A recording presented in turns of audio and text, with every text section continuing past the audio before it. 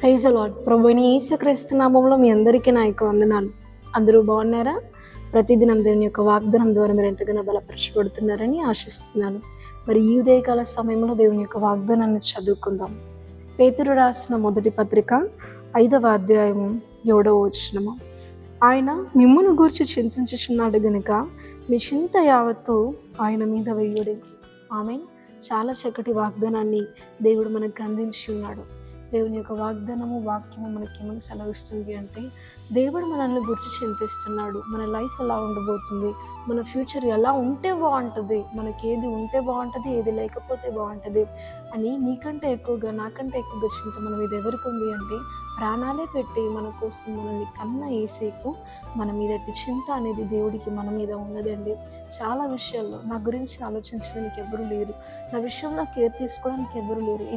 ఎన్ని రోజులు నీ భారాన్ని మొయ్యాలి, నా భారము నేను భరించినంత గొప్పది, నాకు ఎందుకు ఈ సమస్యలు, ఏంటి ఈ జీవితం, ఒక ముగింపు లేని జీవితం ఎందుకు, ప్రశాంతత లేని జీవితం ఎందుకు అని చాలాసార్లు చింతతో, అంటే ముందు రోజుల్ని ఇప్పుడు నీకున్న పరిస్థితుల ద్వారా నా ముందు రోజులు అసలు ఎలా గడుస్తాయని చింతిస్తూ భవిష్యత్తు గురించి ఆలోచిస్తూ ఎంతగానో బాధపడుతూ ఉన్నావేమో.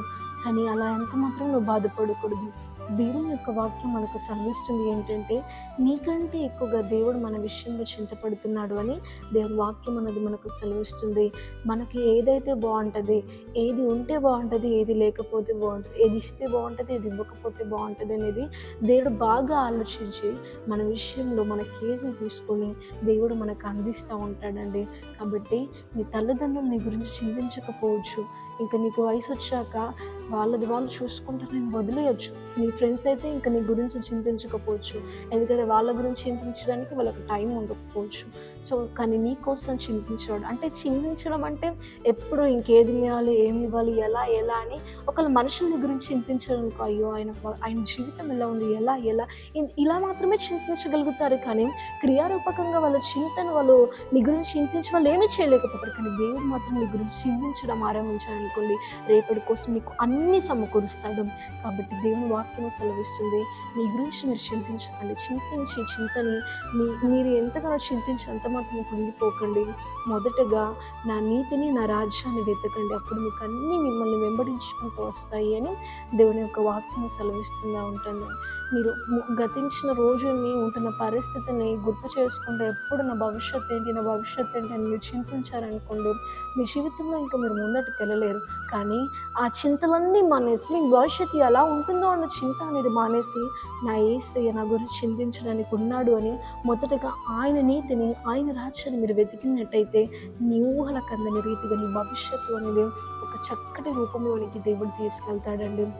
కాబట్టి ఈరోజు మాట్లాడుతున్నాడు దేవుడు ఏంటంటే, మన చింత అనేది మన గురించి ఆయన చింతిస్తున్నాడు. కాబట్టి మీ చింత యావత్తంతా ఆయన మీద వెయ్యండి అని దేవుడు ఈరోజు మాట్లాడుతున్నాడు. ఇన్ని రోజులు నీ గురించి నువ్వే నీ కుటుంబం గురించి, నీ జీవితం గురించి, ఉంటున్న పరిస్థితులు, ఈ పరిస్థితులు నా భవిష్యత్తులో ఎక్కడికి దారితీస్తాయి, ఎలాంటి సిచ్యువేషన్స్లోకి దారితీస్తాయి అని చాలా చింతించి కృంగిపోయావేమో.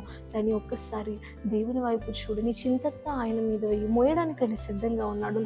నీ సమస్యను తీర్చడానికి ఆయన సిద్ధంగా ఉన్నాడు. కాబట్టి నీ చింత యావత్తంతా దేవుని మీద వేసి నీ ప్రయాణాన్ని కొనసాగించు. ఖచ్చితంగా నువ్వు ఊహించిన దానికంటే అధికమైన మేలు దేవుడు నీకు అందిస్తాడు. ఈ వాగ్దానం దేవుడు ప్రతి జీవితంలో నెరవేర్చునుగాక. ఆమేన్. ప్రార్థన చేసుకుందాం. పరలోకమందున్న మా తండ్రి, నీకు మహిమ కలుగును గాక. చాలా చక్కటి వాగ్దానాన్ని మాకు అందించినందుకు నీకు వందనాలు. మీ రోజుల గురించి మా గురించి చింతించే వాళ్ళు ఎవ్వరూ లేరు అని అనుకోని తండ్రి, మేమే బాగా ఆలోచించి మా ఫ్యూచర్ గురించి మేము ఎంతగానో డిప్రెషన్లోకి వెళ్ళిపోయామేమో తండ్రి. కానీ ఈరోజు ఇంకా చింతించడం ఆపేయండి. నీ కొరకు చింతించడానికి నేనున్నాను. నేను చింతిస్తే, నేను నీ గురించి ఆలోచిస్తే నీ భవిష్యత్తును ఒక మంచి నా ఆలోచన విధానం ప్రకారం నేను తీసుకెళ్ళగలను. ఈరోజు మాతో మాట్లాడి నీ వాగ్దానం ద్వారా బలపరిచినందుకు నీకు వందనాలు. ఎంతమంది అయితే చింతించి వారు ప్రభువా కృంగిపోతున్నారు, అలాంటి వారిని తండ్రి మీరు బలపరిచి నమ్మిన ప్రతి జీవితంలో ఈ వాగ్దానాన్ని నెరవేర్చమని ప్రభు యేసుక్రీస్తు నామములో అడిగి వేడుకొంచున్నాము తండ్రి. ఆమేన్.